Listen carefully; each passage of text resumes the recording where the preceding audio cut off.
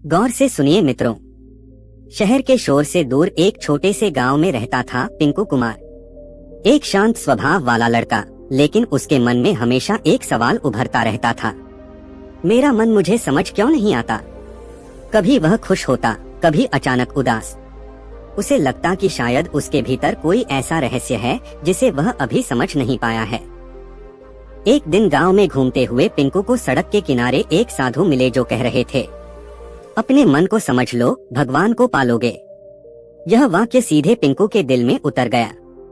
उसी शाम उसने गौतम बुद्ध के विचार पढ़ना शुरू किया। उसे लगा कि शायद मन को समझना ही उसके जीवन की पहली सीढ़ी है। जब पिंकू ने पढ़ा कि राजकुमार सिद्धार्थ ने बाहरी दुनिया नहीं बल्कि अपने मन के द्वार खोले, तभी उन्हें ज्ञान प्राप्त हुआ, तो वह चकित रह गया। उसे महसूस हुआ कि सच्चाई मन के भीतर है, बाहर नहीं। उस रात पिंकू देर तक जागता रहा। वह सोचता रहा, क्या मेरा मन भी भगवान की ओर ले जा सकता है। उसने निर्णय लिया कि वह भी बुद्ध की तरह अपने मन का निरीक्षण करेगा। यही उसकी आध्यात्मिक यात्रा की शुरुआत थी। पिंकू ने ध्यान करना शुरू किया। पहले ही दिन उसके मन में विचारों का तूफान उठ गया। किसी पुराने दुख की याद, भविष्य का डर, दूसरों की बातें। पर उसने हार नहीं मानी। धीरे धीरे उसे समझ आया कि विचारों को देखना भी ध्यान है। ध्यान करते समय पिंकू को बुद्ध की एक बात याद आई, मन ही सब कुछ है। जैसा तुम सोचते हो वैसे ही बन जाते हो। उसने महसूस किया कि उसकी परेशानियों की जड़ बाहर की दुनिया नहीं बल्कि उसका मन ही है। यह समझ उसे एक नई दिशा देने लगी। पिंकू पढ़ते पढ़ते समझने लगा कि मन बहुत चालाक होता है। कभी उम्मीदें जगाता है, कभी डर पैदा करता है, कभी लोगों की बातों से दुखी कर देता है। उसे एहसास हुआ कि मन को भगवान बनाने का मतलब है उसे जागृत करना। एक दिन एक किताब में उसने पढ़ा, जो अपने मन को जीत लेता है वह संसार को जीत लेता है। यह वाक्य उसकी रूह में उतर गया। पिंकू ने तय किया कि अब वह हर हाल में अपने मन को समझेगा और जीत कर रहेगा। एक शाम वह पेड़ के नीचे ध्यान कर रहा था।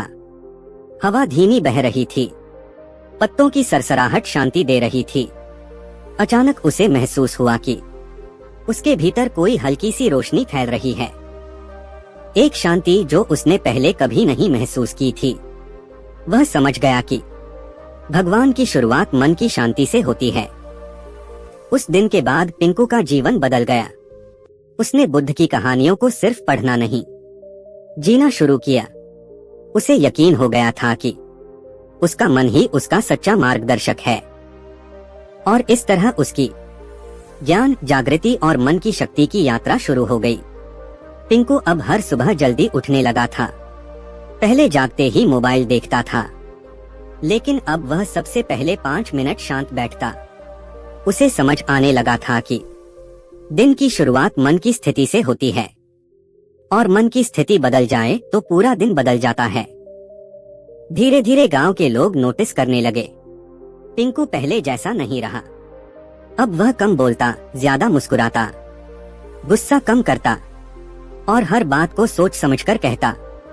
लोग पूछते, पिंकू तू बदल कैसे गया? वह बस एक बात कहता, मैंने अपने मन को सुनना शुरू किया है। एक रात पिंकू ने बुद्ध की एक कहानी पढ़ी। एक आदमी बुद्ध के पास जाकर गाली देता है तो बुद्ध शांत रहते हैं। वह चकित होकर पूछता है, आप गुस्सा क्यों नहीं हुए? बुद्ध मुस्कुराए, गुस्सा तभी स्वीकार होता है जब तुम उसे पकड़ो। मैंने उसे पकड़ने से मना कर दिया। यह बात पिंकू के दिल में घर कर गई। उसे समझ आया, कई बार लोग हमें गुस्सा नहीं दिलाते, हम खुद गुस्से को स्वीकार कर लेते हैं। अगले दिन पिंकू के एक दोस्त ने उससे बहस कर ली। पहले जैसा पिंकू होता तो जवाब में जोर से चिल्ला देता, पर अब वह बस शांत रहा। उसने मन में बुद्ध की शिक्षा को दोहराया, भावनाएं आएंगी, पर उन्हें पकड़ना या छोड़ना तुम्हारे हाथ में है। दोस्त खुद ही शांत होकर बोला, यार तू पहले जैसा नहीं रहा। लेकिन मन हमेशा शांत नहीं रहता। एक शाम पिंकू के भीतर अचानक पुरानी बातें उठने लगी। किसी का धोखा, कुछ अधूरे सपने, पढ़ाई का तनाव। उसका मन फिर से भारी होने लगा। उसे लगा कि जैसे मन फिर से उसे अपनी पकड़ में लेने की कोशिश कर रहा है। वह घबराया, पर फिर उसे बुद्ध की शिक्षा याद आई।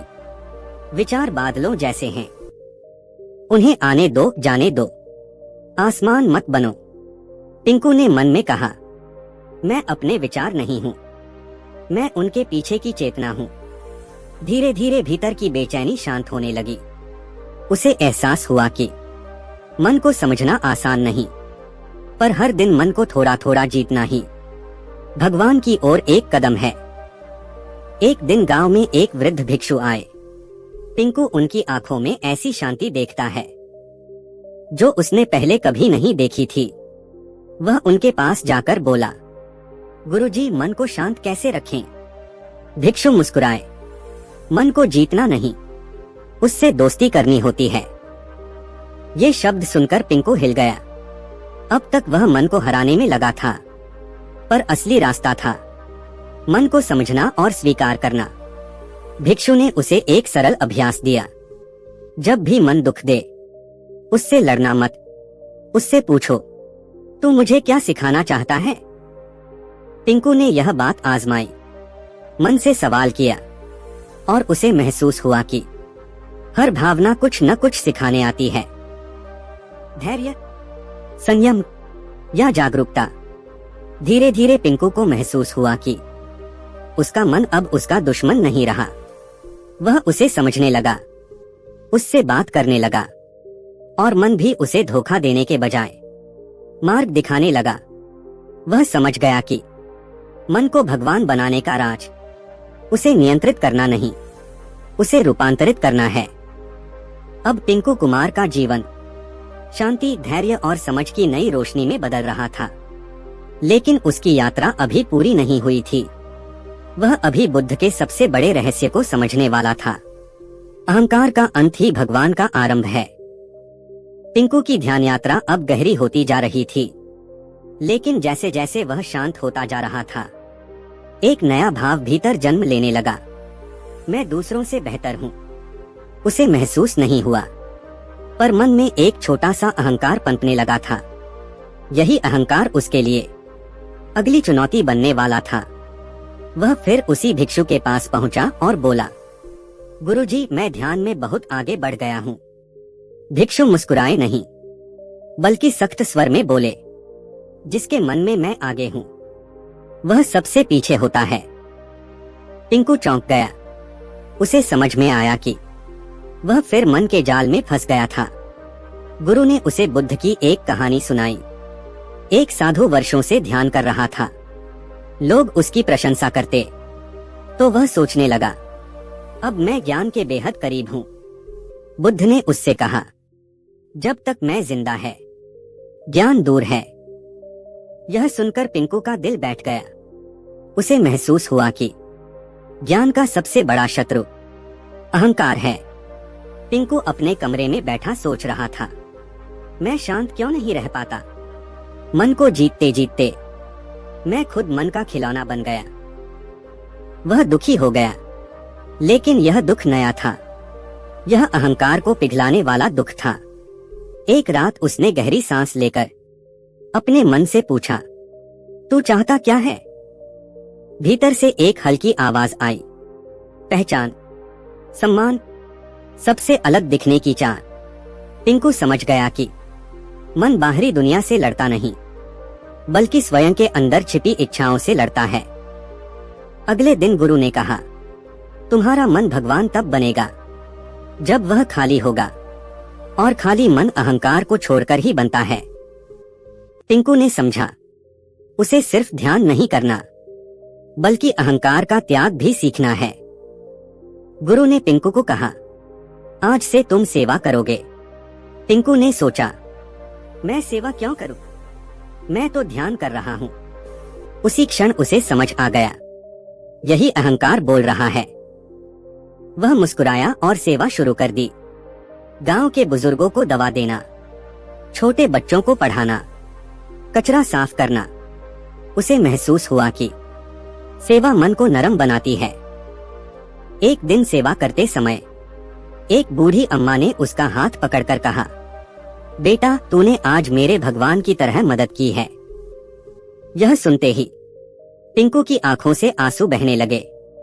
उसे लगा कि भगवान दूसरों की मदद में ही मिलते हैं, किसी चमत्कार में नहीं। उसका अहंकार धीरे धीरे टूटने लगा। पिंकू ने अब ध्यान में एक नई शांति महसूस करनी शुरू की। उसका मन अब आदेश नहीं दे रहा था, बल्कि धीरे धीरे बहुत शांत, बहुत हल्का होने लगा था।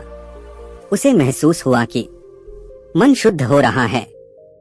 यह वही क्षण था जब मन भगवान बनना शुरू करता है। एक रात ध्यान में पिंकू को एहसास हुआ कि वह अपने मन से अलग है। वह सिर्फ चेतना है, निर्मल, शांत, उज्ज्वल। उसे महसूस हुआ सच में मन ही भगवान है। लेकिन यह तब संभव है जब मन शुद्ध, शांत और अहंकार रहित हो जाए। पिंकू शांत होने लगा था, मन भी स्थिर होने लगा था।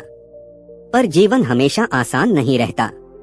एक सुबह उसे खबर मिली, उसका सबसे करीबी दोस्त राजू मुश्किल में है। घर की आर्थिक स्थिति खराब, बीमारी और मानसिक तनाव। पिंकू हिल गया।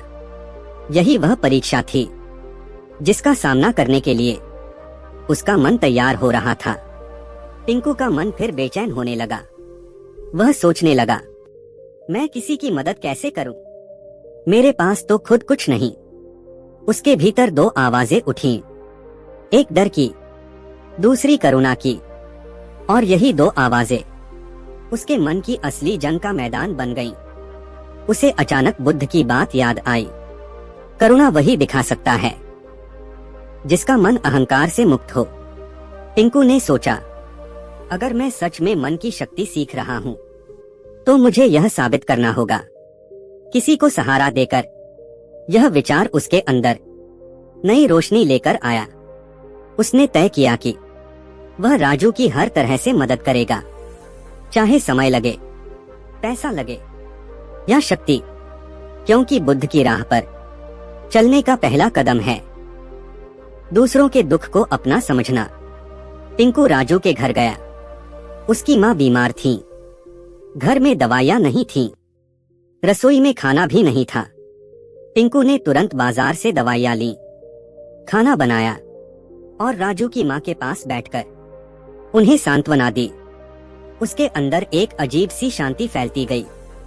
जब वह लौट रहा था, उसके मन में अचानक एक विचार उठा, जब मैं किसी की मदद करता हूँ तो भीतर एक दिव्यता महसूस होती है। उसे एहसास हुआ कि मन का भगवान कोई मूर्ति नहीं, बल्कि मन की करुणा है। यही बुद्ध ने सिखाया था। धीरे धीरे गांव वालों को पता चला कि पिंकू राजू के परिवार की मदद कर रहा है। कुछ लोग बोले, भाई बड़ा नेक काम कर रहा है पिंकू। कुछ बोले, ऐसे काम से क्या फायदा। लेकिन पिंकू को किसी की परवाह नहीं थी। वह जानता था कि अच्छा काम करने का फल मन को मिलता है, दुनिया को नहीं। जब पिंकू गुरु से मिला और उन्हें सब बताया तो गुरु मुस्कुराए और बोले, अब तुम मन की उस परीक्षा में पास हुए जहां कई साधक भी असफल हो जाते हैं। उन्होंने कहा, मन की करुणा ही उसके भगवान होने का प्रमाण है। पिंकू का हृदय गर्व से नहीं, बल्कि शांति से भर गया। उस रात ध्यान करते समय पिंकू पहली बार बहुत गहराई में उतर गया। उसके भीतर से एक आवाज आई, पिंकू तुम सही राह पर हो। यह आवाज किसी और की नहीं, उसके जागृत मन की थी। उसे लगा कि भीतर का भगवान धीरे धीरे जाग रहा है। राजू की माँ ठीक होने लगी। राजू का आत्मविश्वास लौटने लगा। गांव में पिंकू की इज्जत बढ़ने लगी। पर पिंकू को इसका घमंड नहीं हुआ, क्योंकि अब वह जान चुका था, मन को जितना छोटा रखोगे वह उतना बड़ा बन जाएगा। और अब वह अपने जीवन की सबसे गहरी आध्यात्मिक यात्रा के अगले चरण में प्रवेश करने वाला था, जहां उसे स्वयं से मिलने का अनुभव होगा। पिछले कुछ दिनों में पिंकू ने करुणा, सेवा और धैर्य को अपने जीवन का हिस्सा बना लिया था। अब उसके चेहरे पर एक नई चमक थी, मृदु, शांत और आकर्षक। लेकिन असली ज्ञान अभी शुरू ही हुआ था। एक दिन गुरु ने उसे बुलाया। गुरुदेव बोले, पिंकू, अब तुम्हें अपने मन की जड़ें समझनी होंगी। पिंकू चौंका। जड़ें? यानी कौन सी जड़ें? गुरु बोले, क्रोध, लालच, मोह और भय। मन का असली रूप इन्हीं से बनता है। यह सुनकर पिंकू सोच में पड़ गया। अगले ही दिन गांव का एक लड़का पिंकू से लड़ाई करने लगा। गलती उस लड़के की थी, लेकिन वह उल्टा पिंकू को ही दोष देने लगा। पिंकू के भीतर क्षण भर के लिए क्रोध उठा, पर उसने खुद को रोका। उसने आंखें बंद की और मन से कहा, मैं जानता हूं तू अभी मुझे भड़का रहा है, पर मैं तेरा गुलाम नहीं हूं। क्रोध शांत हो गया। परीक्षा पास। कुछ दिन बाद पिंकू को एक छोटा काम मिला, जिससे वह जल्दी पैसे कमा सकता था, पर काम में ईमानदारी नहीं थी। उसने सोचा, थोड़ा सा पैसा तो ठीक है। फिर बुद्ध की शिक्षा याद आई, बुराई छोटी हो या बड़ी, पकड़ोगे तो दुख मिलेगा। उसने उस काम को ठुकरा दिया। लालच की परीक्षा भी पास। एक लड़की जिसका नाम स्वरा था, वह पिंकू की अच्छाइयों से बहुत प्रभावित हुई। वह अक्सर पिंकू से बातें करती, मुस्कुराती, उसकी मदद लेती। धीरे धीरे पिंकू के मन में हल्का सा आकर्षण पैदा हुआ। गुरु ने उसे समझाया, स्नेह ठीक है, पर मोह मन को बांध देता है। पिंकू ने खुद को संभाल लिया। वह स्वरा से सम्मान से मिला, लेकिन मन को बंधन नहीं बनने दिया। तीसरी परीक्षा भी पार। एक रात गांव में एक अजीब सी अफवाह फैल गई। जंगल में कोई अनजान आवाजें सुनाई दे रही हैं। सभी लोग डर गए। पिंकू भी डर गया। डर उसके भीतर गहराई तक उतर गया, पर उसने गुरु की बात याद की। भय केवल कल्पना की परछाई है। वह दीपक उठाकर बाहर निकला और डर का सामना किया। पता चला, एक घायल गाय दर्द से आवाज कर रही थी। भय टूट गया। क्रोध, लालच, मोह, भय, ये चारों कमजोर होने लगे। पिंकू को महसूस हुआ कि उसके भीतर एक हल्कापन फैल रहा है, जैसे मन की मिट्टी साफ हो रही हो और उसमें ज्ञान का बीज अंकुरित हो रहा हो। एक दिन ध्यान करते समय उसके भीतर अचानक एक मधुर एहसास उठा, जैसे कोई झरना बह रहा हो। वह झरना था शांत मन का आनंद। पिंकू खुश होकर मुस्कुराया। पहली बार उसने मन की शक्ति को गहराई से महसूस किया। गुरु ने कहा, अब तुम मन के जाल को समझने लगे हो। बहुत लोग क्रोध को हराते हैं, पर मन के डर को नहीं पहचानते। तुमने खुद को जीतना शुरू कर दिया है। पिंकू ने गुरु के चरणों में सिर झुका दिया। आज उसे लगा कि उसकी यात्रा सच में आगे बढ़ रही है। पिंकू ने आज खुद को एक नए स्तर पर पाया। वह बदल रहा था, परिवर्तित हो रहा था और भीतर भगवान का अनुभव धीरे धीरे प्रकट हो रहा था। लेकिन गुरु ने कहा, अब अगला चरण सबसे कठिन है। वह है अपने असली मैं को पहचानना। घर के आंगन में खड़ा पिंकू गहरी सांस लेता है। आज पहली बार ऐसा महसूस हुआ जैसे उसकी छाती के भीतर कोई लौ जल रही हो। मुझे बदलना है और मैं बदल कर रहूंगा। वह अपने कमरे में जाता है और एक मोटी डायरी निकालता है। पहला पन्ना खोलकर वह लिखता है, डे 1, मुझे अपनी हार से नहीं, अपनी कोशिशों से पहचाना जाएगा। यह पन्ना लिखते ही उसे महसूस होता है जैसे उसके भीतर कोई नया इंसान जन्म ले रहा हो। पिंकू तय करता है कि वह हर दिन अपने लक्ष्य के लिए 3 काम करेगा। 1, खुद को ज्ञान से मजबूत करेगा। 2, अपने डर को पहचानकर खत्म करेगा। 3, अपनी कमजोरी को ताकत में बदलेगा। लेकिन जब वह पढ़ने बैठता है तो मन भटकता रहता है। कभी मोबाइल पकड़ लेता है, कभी कोई पुरानी बात याद आ जाती है। वह निराश हो जाता है, लेकिन फिर खुद से फुसफुसाता है, कठिनाई नहीं आएगी तो जीत का मजा क्या होगा, और दोबारा किताब खोल देता है। बहुत दिनों बाद वह उसी छोटे पार्क में जाता है जहां उसे अक्सर सुकून मिलता था। वहां एक बुजुर्ग बैठे थे, सफेद दाढ़ी, गहरी आंखें और चेहरे पर अजीब सी शांति। पिंकू उनके पास जाता है। बुजुर्ग, कुछ खोज रहे हो बेटा? पिंकू, हाँ, शायद खुद को। बुजुर्ग मुस्कुराते हैं। खुद को पाना मुश्किल नहीं, मुश्किल यह है कि लोग खुद को खो कब देते हैं यह समझ नहीं पाते। पिंकू चुप हो जाता है। बुजुर्ग आगे कहते हैं, जिंदगी की सबसे बड़ी लड़ाई अपने आप से होती है। अगर तुम अपने मन को जीत गए तो दुनिया खुद हार मान लेगी। ये शब्द पिंकू के दिल पर ऐसे गिरे जैसे किसी ने सोई हुई आग में घी डाल दिया हो। उस दिन के बाद पिंकू ने खुद को बदलने की शुरुआत की। सुबह जल्दी उठना, 1 घंटा पढ़ाई, 1 घंटा अपने लक्ष्य की तैयारी, 30 मिनट ध्यान, सफलता और असफलता लिखने की आदत। पहले मुश्किल लगा, लेकिन धीरे धीरे वही रूटीन उसकी ताकत बन गया। कई बार वह थक जाता, दोस्त मजाक उड़ाते, अरे पिंकू तुझसे होगा क्या? लेकिन अब वह चुप नहीं होता। वह शांति से बस इतना कहता, रुको, समय आने दो। उसके इस आत्मविश्वास ने सबको हैरान कर दिया। कई हफ्तों की मेहनत के बाद वह एक छोटा सा लक्ष्य पूरा कर लेता है। पहली बार उसने एक पूरे महीने में एक भी दिन अपना रूटीन नहीं तोड़ा। वह अपनी डायरी में लिखता है, डे 30, मैंने खुद को साबित कर दिया कि मैं बदल सकता हूँ। यह छोटी जीत बड़ी उम्मीद बन गई। अब पिंकू अपने असली लक्ष्य के लिए तैयारी करने लगा था, बड़ी भीड़ के सामने बोलने का। उसे पता है कि उसे एक दिन मंच पर खड़े होकर उन लोगों को जवाब देना है जिन्होंने हमेशा कहा था पिंकू नहीं कर सकता, लेकिन वह जानता है कि यह केवल शुरुआत है। एक दिन कॉलेज में एक नोटिस लगा, इंटर कॉलेज मोटिवेशनल स्पीच प्रतियोगिता, पहला पुरस्कार 50,000 रुपए, विषय संघर्ष से सफलता तक। जैसे ही पिंकू ने यह नोटिस पढ़ा, उसके दिल की धड़कन तेज हो गई।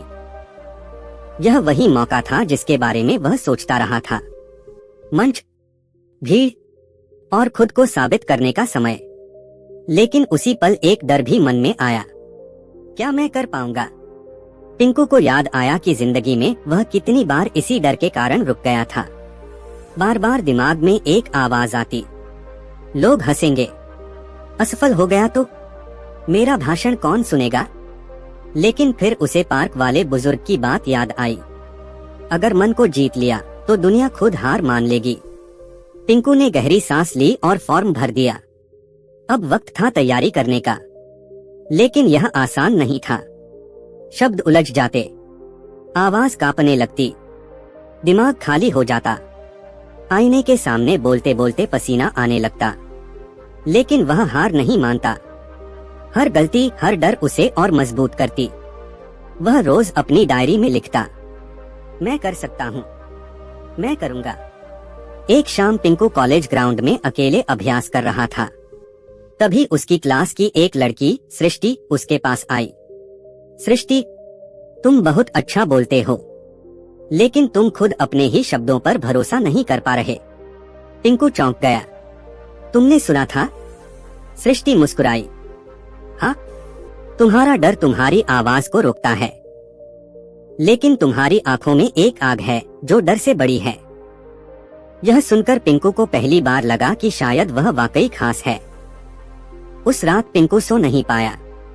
डायरी खोलकर उसने आखिरी पन्ने में लिखा, कल मैं डर को नहीं, मंच को जीतने जा रहा हूँ। उसने आईने में खुद को देखा। एक लड़का नहीं, एक योद्धा नजर आया। भीड़ बहुत बड़ी थी, स्टेज पर रोशनी तेज थी, लोग ताली बजा रहे थे। अनाउंसर का नाम पुकारते ही पिंकू के कदम कांप गए। उसके कानों में शोर बंद हो गया, बस उसका दिल बोल रहा था। वह स्टेज पर गया, माइक पकड़ा और कुछ सेकंड के लिए पूरी दुनिया थम गई। पिंकू की आवाज कांपी, नमस्कार। लेकिन फिर उसने गहरी सांस ली। और अचानक उसके अंदर से एक मजबूत, साफ, दमदार आवाज निकली। मैं यहाँ अपनी जीत साबित करने नहीं, बल्कि यह बताने आया हूँ कि जिंदगी हमें जितनी बार गिराती है, वह हमें उससे ज्यादा बार उठना सिखाती है। भीड़ चुप हो गई। उसके बाद पिंकू बहता चला गया। अपने संघर्ष की कहानी, अपनी टूटन, अपने डर, अपनी जीत, सब कुछ उसने ईमानदारी से बोल दिया। यह भाषण सिर्फ शब्द नहीं थे, उसके दिल की लड़ाई की आवाज थी। अंत में उसने कहा, अगर मैं बदल सकता हूँ तो कोई भी बदल सकता है। पूरा हॉल तालियों से गूंज उठा। जूरी के 3 सदस्य मंच पर आए। सारे प्रतिभागी लाइन में खड़े थे। सबकी सांसें अटकी थीं। अनाउंसर ने माइक्रोफोन पकड़ा। तीसरा स्थान जाता है पिंकू नहीं। दूसरा स्थान जाता है पिंकू नहीं। अब हॉल में सन्नाटा छा गया। पिंकू के दिल की धड़कनें तेज हो गईं। उसने आंखें बंद कर लीं। और फिर अनाउंसर ने चीखते हुए कहा, और पहला स्थान जाता है पिंकू कुमार। हॉल खुशी से फट पड़ा। सब लोग ताली बजाने लगे। कई लोगों ने सीटियां मारी। पिंकू की आंखों से आंसू निकल आए। उसने मंच पर जाकर ट्रॉफी उठाई। वह पल उसके लिए पूरी जिंदगी की सबसे बड़ी जीत थी। जैसे ही पिंकू मंच से नीचे उतरा, सृष्टि उसके पास आई। सृष्टि, तुमने कर दिखाया। मैंने कहा था ना, सिर्फ थोड़ा भरोसा चाहिए। पिंकू मुस्कुराया। शायद तुम सही थी। डर बस दिमाग में होता है। वह मुस्कान पिंकू के दिल में कुछ अलग ही हलचल पैदा कर गई। जब पिंकू घर पहुंचा, उसकी माँ दरवाजे पर ही खड़ी थी। जैसे ही पिंकू ने ट्रॉफी दिखाई, माँ रो पड़ी। माँ, मेरा बेटा आज सच में मर्द बन गया। पिंकू ने माँ के पैर छुए। वह खुशी सिर्फ जीत की नहीं थी, वह उस दर्द के खत्म होने की खुशी थी जो सालों से उसे खा रहा था। कॉलेज ने पिंकू का वीडियो अपने सोशल मीडिया पर डाल दिया। वीडियो कुछ ही घंटे में वायरल हो गया। हजारों लाइक्स, सैकड़ों कमेंट्स। लोग कह रहे थे, इस लड़के में आग है। Top class speaker. पिंकू हैरान था। जिसका मजाक उड़ाया जाता था, आज वही लोगों का प्रेरणा स्रोत बन गया था। जीत के बाद पिंकू को कई जगह बोलने के निमंत्रण आने लगे। स्कूल, कॉलेज, छोटे कार्यक्रम, ऑनलाइन सेमिनार तक। लोग उससे सीखना चाहते थे, जानना चाहते थे कि कैसे एक डरपोक लड़का मंच का बादशाह बन गया। हर भाषण के बाद पिंकू और मजबूत बन रहा था। लेकिन जिंदगी में सब सीधी रेखा नहीं होती। जब पिंकू सफलता पाने लगा, उसी वक्त कुछ लोग उसकी बर्बादी की प्लानिंग भी करने लगे। ईर्ष्या, आलोचना, पीछे से लगाए जाने वाले इल्जाम। पिंकू में ओवर कॉन्फिडेंस आ गया है जैसी बातें। ये बातें सुनकर उसके मन में फिर से छोटी छोटी दरारें पड़ने लगी। लेकिन पिंकू अब पहले वाला नहीं था। वह जानता था, जितनी बड़ी रोशनी होगी, उतनी ही बड़ी परछाई पड़ेगी। एक दिन उसे एक बड़ा ऑफर मिला, एक राष्ट्रीय स्तर के इवेंट में भाषण देने का। यह मौका उसकी जिंदगी बदल सकता था। लेकिन डर भी बड़ा था, क्योंकि वहां पूरे देश से हजारों लोग आने वाले थे। पिंकू ने डायरी खोली और लिखा, मेरा सबसे बड़ा डर मेरी सबसे बड़ी जीत बनेगा। आने वाले 15 दिनों में पिंकू को जिंदगी का सबसे महत्वपूर्ण भाषण तैयार करना था। वह रोज अपनी डायरी, लैपटॉप, किताबों के साथ बैठता, लेकिन कुछ लिख नहीं पाता। वह खुद से कहता, तू यह कर सकता है, करना। पर दिमाग जवाब देता, क्या तू इतना बड़ा मंच संभाल पाएगा? दिमाग की यह लड़ाई पिंकू की असली समस्या बन गई। रात में उसे नींद नहीं आती। मंच पर जाने का सोचते ही दिल कांपने लगता। उसे महसूस होने लगा कि शायद यह मंच उसके लिए बहुत बड़ा है। एक दिन उसने आईने में खुद को देखा। उसे वही पुराना पिंकू दिखा, जो डरता था, जो टूटा हुआ था। वह खुद से बुदबुदाया, क्या मैं सच में बदल गया हूँ या बस दिखावा है? अगर वीडियो अच्छी लगे तो लाइक और सब्सक्राइब जरूर करें।